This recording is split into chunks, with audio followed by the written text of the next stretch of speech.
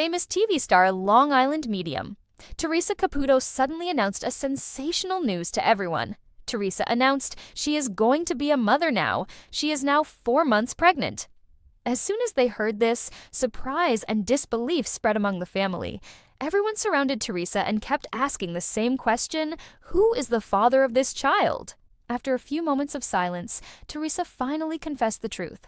She said in a calm voice, "I love someone. I want to marry him." Hearing Theresa's confession, the whole family was shocked. They looked at each other, surprised, and also a little ashamed. No one could have imagined that Theresa would suddenly reveal everything like this. It is clear from the silence and surprise of the family that Theresa is about to make a new decision in her life, and this announcement has completely shaken the entire family. The afternoon sun filtered softly through the curtains of Theresa Caputo's living room, painting golden stripes across the hardwood floor. Her family had gathered for what they thought was a casual Sunday lunch. There was pasta on the table, salad bowls in the center, and laughter bouncing off the walls. Everything felt warm, normal, and wonderfully ordinary. But Theresa's hands were shaking. She kept brushing back her blonde hair, adjusting her bracelets, smoothing her dress, anything to avoid the moment she knew was coming. Finally, taking a deep breath, she stood up. "Guys, I need to tell you all something." Immediately, the room quieted. Her daughter Victoria looked up from her phone, her brows narrowing curiously. Larry Jr. leaned back in his chair, sensing something heavy in the air. "What's wrong, Ma?" Victoria asked. Theresa swallowed, her throat dry. "I have an announcement, and it's big." Everyone leaned forward. Theresa placed a hand on her stomach and spoke in a steady, trembling voice. "I'm going to be a mother again. I'm 4 months pregnant." The silence that followed was so deep it felt almost physical, like a blanket thrown over the entire room. For a heartbeat, nobody reacted. Nobody even breathed. Then suddenly, "What? Ma, are you serious? Pregnant?" Voices overlapped, shocked, confused, almost panicked. Victoria stood up so fast her chair scraped the floor. "Mom, who?" Larry Jr. ran a hand through his hair. "Mom, who is the father?" The room closed in around Theresa as the questions fired one after another. "Tell us! What's going on? Who's the man?" Theresa's chest tightened. She lifted a hand gently, signaling everyone to calm down. The room fell silent again, but this time the silence felt heavier, expectant, demanding. She lowered herself slowly onto the couch, her expression soft but determined. "There's something else I need to say," she whispered. Her voice cracked slightly. She paused, then looked each member of her family in the eye. "I'm in love with someone, and I want to marry him." The words settled in the room like an earthquake, soundless but devastating. Victoria's lips parted in pure disbelief. "You're in love with who?" she asked, her voice wavering between anger and heartbreak. Larry Jr. exhaled loudly, rubbing his temples. "Mom, you can't just drop this bomb and stay silent." Theresa clasped her hands tightly. "I wasn't hiding it. I was protecting it. I didn't want to say anything until I was sure." "But 4 months pregnant and we didn't know?" Victoria's voice cracked. "Ma, that hurts." Theresa's heart twisted painfully. She reached for her daughter's hands. "I didn't want to overwhelm you. I didn't want to shock you like this, but I couldn't hide it anymore. You deserve to know." The family exchanged glances, faces filled with confusion, hurt, and something else too. Fear. Fear of change, fear of what this meant for Theresa, for their family, for the life they knew. Finally, after a long silence, Larry Jr. sank into a chair. "Mom, who is he?" Theresa inhaled slowly. "He's someone who understands me, someone who didn't see the Long Island medium. He saw Theresa, the woman, the person, the human being who still wants love and deserves it." Her voice trembled, but her expression remained firm, almost peaceful. "I'm not asking for approval," she continued. "I'm asking for understanding." Victoria sat down, tears gathering in her eyes. "Mom, you're starting a whole new life. We're just surprised." Theresa nodded gently. "I know." The room softened a little, the tension easing but not disappearing. "Can we meet him?" Larry Jr. asked quietly. Theresa smiled for the first time since the announcement. "Yes, you will. Very soon." And just like that, the family's shock shifted into contemplation, trying to absorb the reality that Theresa Caputo, the woman they thought they knew inside out, was stepping into a completely new chapter. A chapter filled with love, risk, hope, and a baby. Outside, the sky began to darken as the evening settled in. Inside, their world had already changed. And though the room was filled with uncertainty, something new was quietly blooming in the silence. Acceptance, slowly forming, like a fragile seed beginning to grow. However, Theresa Caputo had performed thousands of readings in her life, but the moment she stepped into the small, sunlit living room of the Saunders family, she felt something different, something heavy, sorrowful, and unfinished. It wasn't just the quietness of the home or the tightness in the air, it was the overwhelming presence of a spirit who had been waiting for this moment for a very long time. Across from her sat a couple in their 40s, Michael and Anna Saunders. Their eyes were tired. Their hands, resting on their knees, trembled slightly. Between them lay a framed photograph of a teenage girl with bright eyes and a warm smile. Their daughter, Emily Saunders, had died 2 years earlier in a tragic car accident. "We've tried everything," Anna whispered, her voice barely holding itself together. "Theresa, we just want to know if she's okay." Theresa nodded gently, her voice soft. "She's here. She's been here since before I walked in." A shiver passed through the room. Theresa closed her eyes, breathed deeply, and tilted her head as though listening to someone standing just behind her shoulder. "She's saying, 'Mom, Dad, please don't cry anymore. It wasn't your fault.'" Anna immediately broke down. Michael's jaw tightened, fighting back tears. Theresa continued, her voice trembling slightly as emotions poured through her. "She's showing me her hands. She's taking responsibility. She's saying, 'I made the choice. I shouldn't have been driving that night. I shouldn't have lied.'" Anna covered her mouth in shock. "She told us she was sleeping over at her friend's house that night," Michael said in a broken whisper. Theresa nodded. "She's saying she wasn't. She snuck out. And she's sorry." A soft wind seemed to move across the room, even though all the windows were closed. Theresa put a hand to her chest. "She's showing me the road. It was raining. She was scared." Anna grabbed Michael's arm. "That night was a storm. She must have lost control." Theresa shook her head gently. "She did lose control, but she's telling me something else. She was upset, crying, distracted. She's saying, 'It wasn't the storm, it was me.'" For a moment, no one spoke. The parents sat frozen, tears rolling silently down their cheeks. "She's showing me a phone," Theresa said. "She was texting someone she cared about, a boy. She's saying, 'I thought I could handle it, but I made a mistake, and I'm so sorry.'" Anna's face broke. "We didn't know she was seeing anyone," Theresa nodded. "She didn't want you to worry. She didn't want to upset you. She thought she could handle everything by herself, and she wants you to know she never meant to leave you the way she did." A moment of stillness settled, as though time itself paused. Then Theresa's voice softened even more, almost to a whisper. "She's saying, 'Dad, please stop blaming yourself for not picking me up that night.'" Michael instantly broke down. His shoulders collapsed, his hands shaking violently. "I should have gone," he sobbed. "She asked me earlier in the evening if I could take her to her friend's place. I was tired. I told her maybe later. God, I didn't know." Theresa leaned forward gently. "Michael, she's saying that she didn't ask again because she didn't want to bother you. It was her decision, not yours." Michael covered his face as tears overwhelmed him. Now Theresa breathed out, as if Emily's emotions were flowing completely through her. "She's kneeling beside you, Anna. She's touching your hand. She's saying, 'Mom, please stop thinking you could have stopped me. You couldn't. You taught me everything you could. I just didn't listen.'" Anna cried harder, clutching the photograph of her daughter to her chest. Theresa closed her eyes tightly. "Emily is showing me something beautiful now. A meadow, bright yellow sun. She's happy." The room felt warmer, lighter.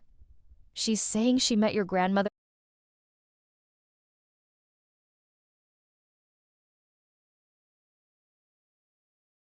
Anna," Theresa continued. "She says, Nana takes care of me. I'm not alone." A small, hopeful smile flickered on Anna's tear-streaked face. Theresa's expression softened with a quiet awe, as though watching something only she could see. "Now she's showing me her diary. The last page." Anna shook her head slowly. "We couldn't bring ourselves to read it." Theresa swallowed. "She wants you to read it now. She wrote, 'If anything ever happens to me, I want Mom and Dad to know. I love them. I'm sorry for the times I made them worry. And I never want them to think it was their fault.'" Both parents gasped. Theresa continued, her voice thick with emotion. "She's saying, I can finally rest now, if you stop carrying my guilt." The room went silent again, but the silence felt different now. Peaceful, warm, filled with acceptance. Theresa looked between the grieving parents. "She's hugging both of you. She's wrapping her arms around your shoulders. She's saying, 'Let me go with love, not pain.'" Michael reached for Anna's hand, their fingers intertwined, trembling but connected. Theresa inhaled deeply, then slowly opened her eyes. She's stepping back now, smiling. Her hair is moving like in a soft breeze. She's safe. She's free. A small, relieved tear rolled down Anna's face. Theresa placed her hand gently on Anna's knee. "You didn't lose her. She just changed the way she's with you." The parents sat silently, letting the message wash over them. Painful, heartbreaking, yet healing. Theresa gathered her things quietly. As she stood to leave, she paused and looked back. "She wants me to tell you one last thing," Theresa said softly. Michael and Anna looked up, holding their breath. Theresa smiled. "She says, I didn't die because of you. I lived because of you." And with that final message, the spirit of Emily faded into the warm quiet of the room, leaving behind not grief, but peace. However, the auditorium lights dimmed as the audience settled into their seats. It was a cool Sunday evening in Long Island, and the hall was packed with people who had come to see Theresa Caputo, the Long Island medium, in one of her most anticipated live shows of the year. There was an unusual hush in the room, as if everyone could sense something profound was about to unfold.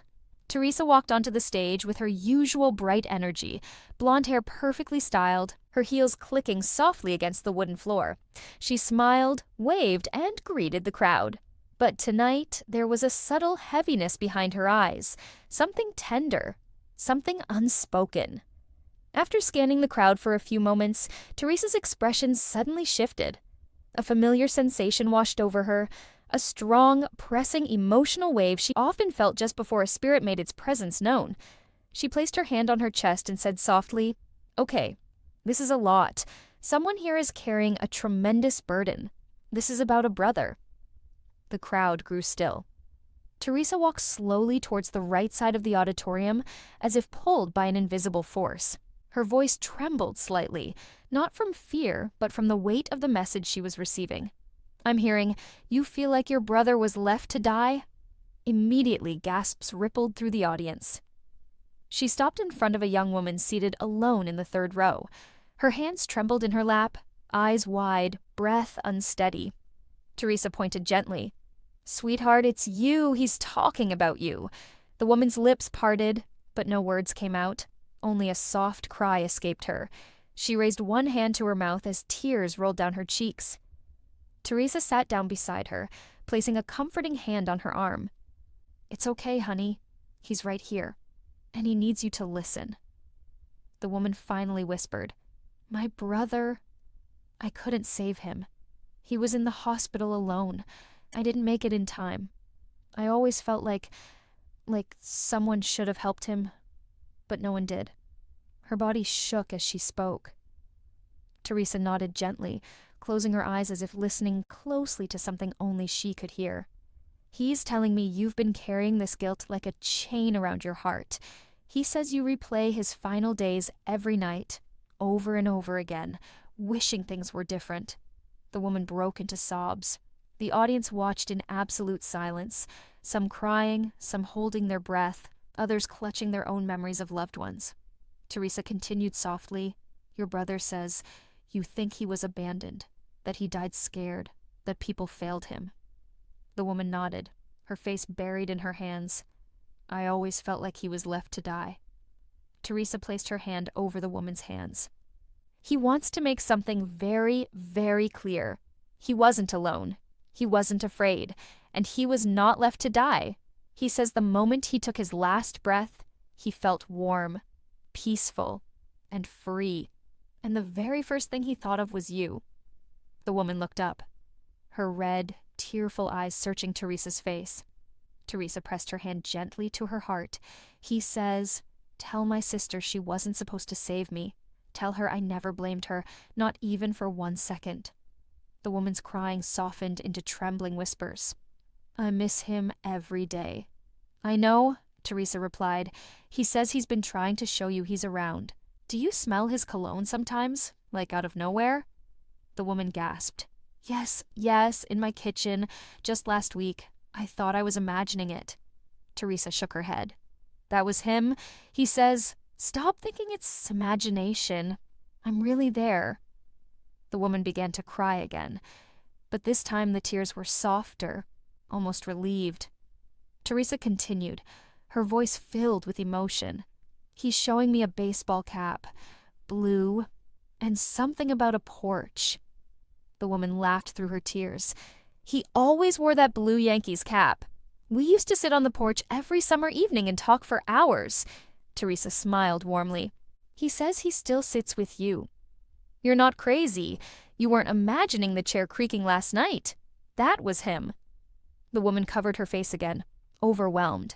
After a long pause, Theresa looked around at the audience. "There are so many people in this room who carry guilt for how their loved ones passed," she said gently. "But spirits always say the same thing. We know your heart. We know your love. And we don't blame you." She turned back to the woman. "Your brother says you need to stop living in the moment he died and start living in the memories of when he was alive. You had a bond that death couldn't break." The woman nodded slowly, breathing deeply for the first time that night. "He also wants me to tell you one last thing," Theresa added. "He says, tell her that forgiveness doesn't start with me. It starts with her forgiving herself." The woman collapsed forward into Theresa's arms, hugging her tightly as if the years of pain finally cracked open. The entire auditorium went silent. Some wiped tears, some held a hand over their hearts. Some looked up to the ceiling as if their own loved ones might be listening. Theresa hugged the woman for a long time before speaking again. "You didn't fail him," she whispered. "He wants you to live your life, not carry his death." When the woman finally sat back and wiped her tears, she whispered, Thank you. I never thought I'd hear him say that." Theresa smiled softly. "You just did." As Theresa stood and walked back to the center of the stage, the entire audience rose to their feet. The ovation was long, emotional, and heartfelt. Theresa closed her eyes for a moment.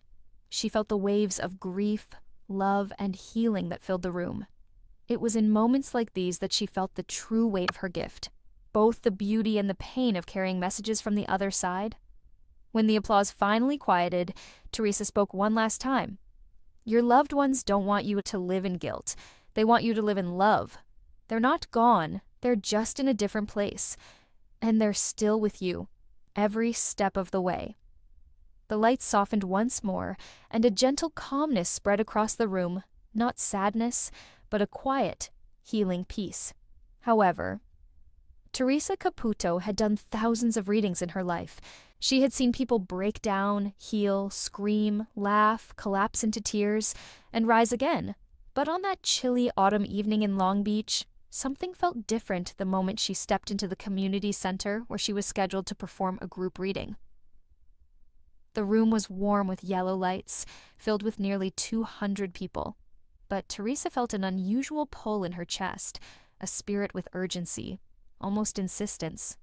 Her long blonde hair shimmered under the soft stage lights as she adjusted the microphone and offered her signature smile.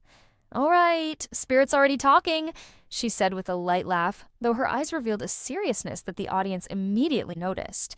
"I'm hearing a mom, and she's not being quiet about it." A ripple of curiosity swept through the room. Theresa pressed 2 fingers to her temple, a gesture her fans knew well. "She keeps saying, 'Tell her she knows what she did. Tell her I'm calling her out.'" The room tensed. Theresa scanned the front rows, then the middle, her eyes moving with that invisible guidance she trusted her whole life. "She's showing me a kitchen, something about slamming a door, guilt, regret, and a daughter who hasn't forgiven herself." In the 4th row, a woman gasped. Theresa zeroed in. "Honey, it's you." The audience parted their gaze toward a woman in her late 30s, wearing a pale blue sweater. Her name was Amanda. She looked like someone who had been carrying a secret for years, one she didn't want to say out loud. Amanda pressed her trembling hand to her mouth. Is it my mom?" Theresa stepped closer, her face softening. "Sweetheart, she's been waiting for you." Amanda burst into tears immediately.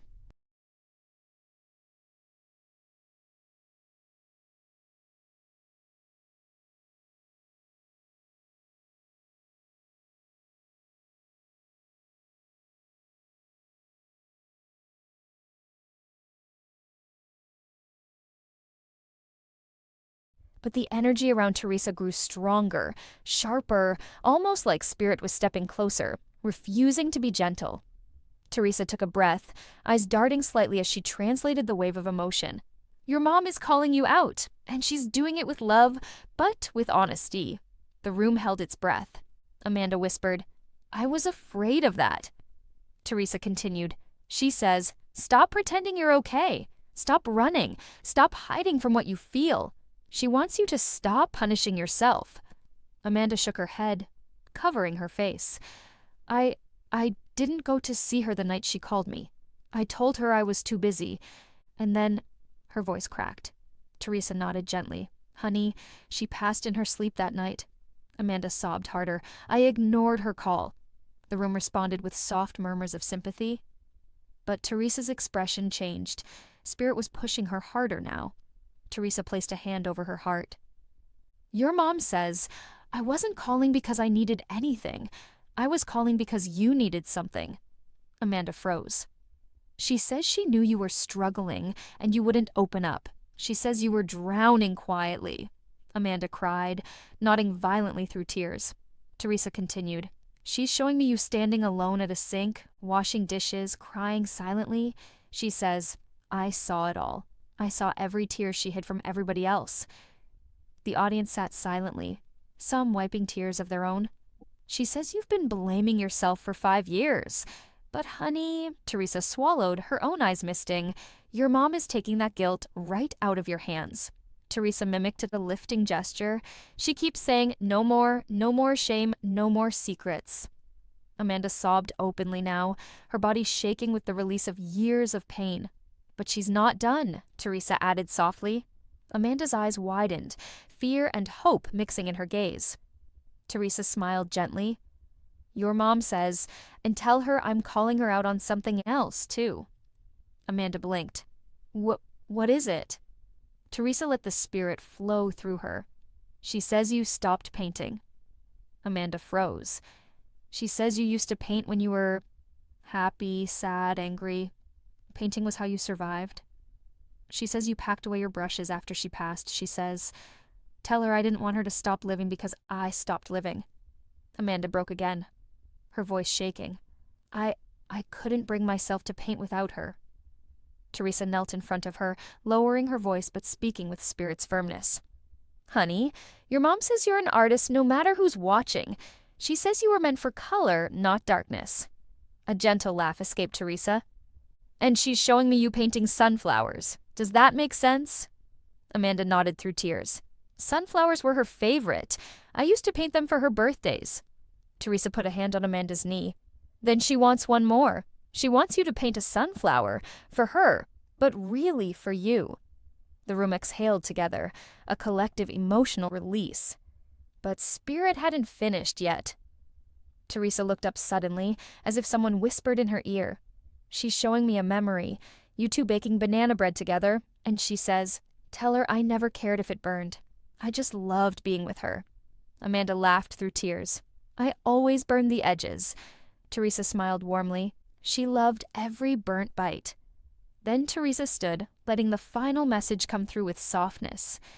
"Your mom says, I called you out today because you won't call yourself out, and because you forgot that you deserve love too."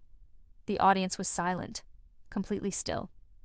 Amanda whispered, "Is she okay?" Theresa looked upward, then back at her. "She's at peace. She's light, she's free, and she's proud of you, more than you'll ever know." Amanda put her hands to her chest, breathing shakily. Thank you so much." Theresa placed a gentle hand on her shoulder. "Don't thank me. Thank her. She never left you. Not for a single moment." The room erupted into soft applause, tears everywhere, tissues rustling. Theresa stepped back on stage, tears glistening in her eyes but a small smile forming. "Folks," she said, "Spirit doesn't call us out to hurt us. They call us out to heal us." Hello, lovely viewers. Welcome to my channel. I am Mina. Hope your day is so well. If you like the video, don't forget to subscribe the channel.